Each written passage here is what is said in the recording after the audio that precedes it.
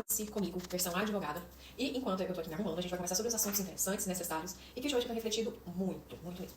Nós sabemos que a advocacia e algumas outras profissões, obviamente, enfrentam alguns problemas. Eu nunca fui de romantizar aqui a minha profissão, de ficar iludindo, ou então ficar postando coisas que não acontecem, pelo menos comigo, pra me beneficiar ou algo do tipo. Sempre fui bem realista, inclusive até falando aqui sobre alguns desafios, né, que a gente enfrenta, pelo menos que eu enfrento, para que fique bem claro como realmente é, né? Então eu acredito que isso sempre ficou bem claro aqui. Uma das minhas metas para 2026 é peneirar mais ainda os meus clientes. O porquê disso? Gente, cansei de ser desvalorizada. Literalmente, isso está acontecendo. Cansei de ser desvalorizada. No início, quando eu comecei a advogar, tô falando aqui dos meus colegas, tô falando de mim. Quando eu comecei a advogar, eu aceitava certas situações e aceitava certos clientes, nem digo assim clientes, porque as pessoas iam muito pra ficar tirando dúvidas, sabe, coisas absurdas, quando elas nem tinham o intuito de me contratar, mas iam ficar me tirando dúvidas como se eu fosse um guru ali de dúvidas, sabe? Eu vou tirar essas dúvidas com a advogada, mesmo que eu não tenha o intuito de contratar ela. E eu aceitava isso. Eu pensava assim, tudo isso, então eu tenho, né, que fazer o meu nome.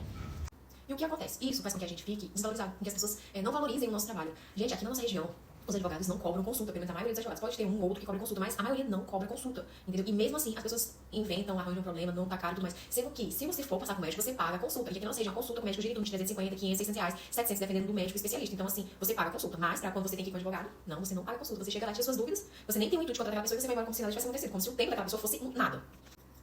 Ah, mas isso é um desabafo? Pode ser que seja um desabafo, porque ano passado eu passei por situações que, assim, foram muito chatas, sabe? Profissionalmente falando, foi muito chato. Eu tento relevar, porque, assim, eu não sou uma pessoa que eu gosto de atrair conflito ou de ficar discutindo com as pessoas, sabe? Coisas semelhantes, eu posso ter muitos defeitos, mas esse não é um dos meus. Eu nem sei se necessariamente é um defeito, porque a gente tem que impor também o nosso ponto de vista, o que a gente julga certo ou errado. Enfim, abrir um parênteses e fecha esse parênteses. O que acontece? Enfrentei alguns problemas profissionalmente falando, principalmente essa questão aí de honorários, de pagamento, porque geralmente é o que o cliente, né, a pessoa que está ali contratando o advogado, tem um interesse. Ele quer o serviço, mas o que acontece às vezes ele não tem o interesse de pagar aquele serviço, porque as pessoas ainda têm em mente uma ideia de que o serviço do advogado não é algo a ser remunerado, é como se fosse ali um favor que o advogado está prestando para aquela pessoa. E, gente, isso não existe, entendeu? Não existe. Infelizmente, tem essa ideia na cabeça das pessoas, como se fosse um favor. Eu não sei se é pelo fato de que o Estado, em alguns casos, fornecem ali o atendimento com o advogado e tudo mais. Eu acredito que seja por isso. Algumas pessoas pensam que o serviço do advogado deve ser gratuito. O que não é verdade, gente. Não é verdade. Isso não acontece às vezes. Acontece sim do Estado custear um advogado para uma pessoa. Mas, assim, são casos e casos, não é em toda situação. Entendeu? Aquela pessoa tem que ter ali uma necessidade para receber o fornecimento desse serviço custeado pelo Estado, entendeu?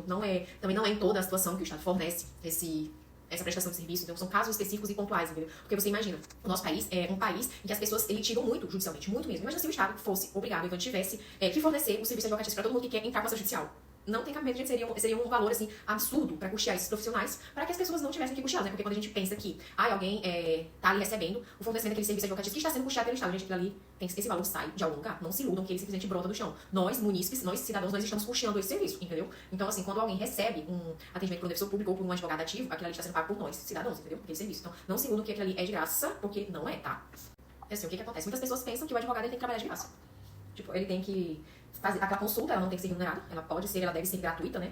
Ou então que algumas pessoas, gente, não estou falando de todos, tá? Que fiquem claro, não estou falando de todos. Porque eu estou falando de situações que eu vejo acontecendo, que meus colegas me relatam, eu tenho uma troca muito boa, graças a Deus, outros colegas profissionais, e que eles me relatam uma desvalorização absurda. Uma desvalorização, assim, e um nível, gente, é um nível, pra eu chegar e falar na internet, é um nível absurdo, que eu não consigo mensurar de desvalorização profissional para com nós, advogados. É uma coisa, assim, catastrófica, porque é muito grande mesmo, sabe?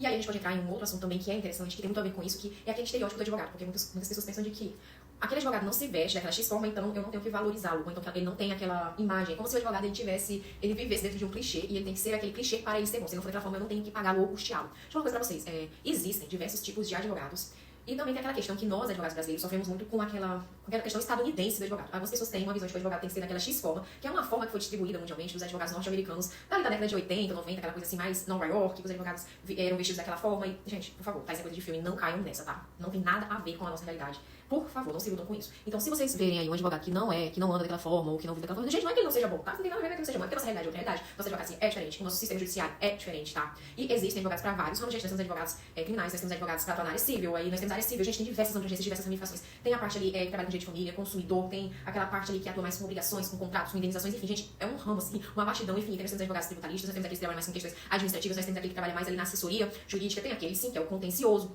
Tá, e nós vamos ter advogados que atuam, gente, com questão de moda, entendeu? Questões de empresa, com questões internacionais, com questões... Gente, é tanta coisa que eu não consigo nem descrever pra vocês. Eu tenho colegas profissionais que eu acompanho, que eles sequer investem em ternos pra trabalhar, entendeu? Trabalham de forma casual, porque eles trabalham com aquela advocacia voltada pra marketing, enfim, gente, é uma área, tipo assim, a advocacia tem diversos ramos, entendeu? Então parem de pensar que o advogado tem que ser visto, tem que andar, tem que estar daquela forma, porque isso não é verdade, tá? Não é assim que funciona.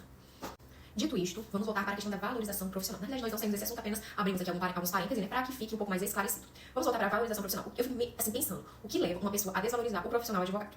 aqui eu vou delimitar no profissional advogado, mas aí as outras profissões acredito que também enfrentam muito este problema, tá? O que leva as pessoas a desvalorizar o profissional advogado? Gente, a forma que ele se veste é porque não tem um carrão, ou às vezes não anda naquele X modelo que as pessoas têm que ele tem que andar. O que é? Por que eu tô falando isso? Gente, não é porque o advogado, às vezes, ele não tá ali naquele estereótipo que você considera certo que ele não é um bom profissional. Por favor, isso não tem nada a ver. Eu vejo pessoas que ficam divulgando coisas nas redes sociais que ele não tem, que ele não é, que ele não faz, ele tá divulgando. E que, assim, é um pacote ilusão, é aquele verdadeiro kit ilusão. Então, eu não vou nem falar, tá? Isso aí não justifica. O que leva uma pessoa, um profissional, a ser bom pra vocês? Me explique. Uma das minhas metas em 2026 é pregar a importância do profissional advogado, é pregar a importância da profissão, tá? E, principalmente, que os honorários são cobrados de uma forma justa. Reflitam comigo. Uma pessoa quer se aposentar, tá? Ela quer se aposentar. Você tem que levar em consideração que essa pessoa vai receber aposentadoria até o final da vida dela.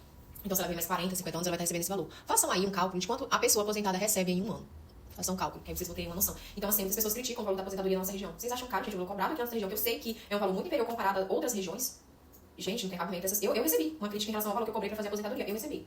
E na hora que eu cobrei, quando eu fiz um contrato pra ela, tudo bem, né? Eu expliquei, perguntei, você perguntou, você tem uma dúvida? A pessoa falou que não. Depois, na hora do pagamento, a pessoa veio reclamar do valor. Gente, eu sei o valor que eu cobro, eu sei que o meu valor comparado a outras regiões é um valor que está baixo. Mesmo assim, as pessoas vêm criticar o valor do serviço, sendo que em um ano, aquela pessoa já vai receber um valor relativamente considerável, entendeu? Agora você pega esse valor e vê quanto você está recebendo em 5, em 10 anos. Então, o serviço que o profissional advogado presta pra você se aposentar, aquele trabalho dele em 1, 2 anos, pra você estar recebendo sua aposentadoria, não é nada comparado ao que você vai receber durante os anos que você vai estar aposentado. Isso eu tô dando um exemplo em relação à aposentadoria.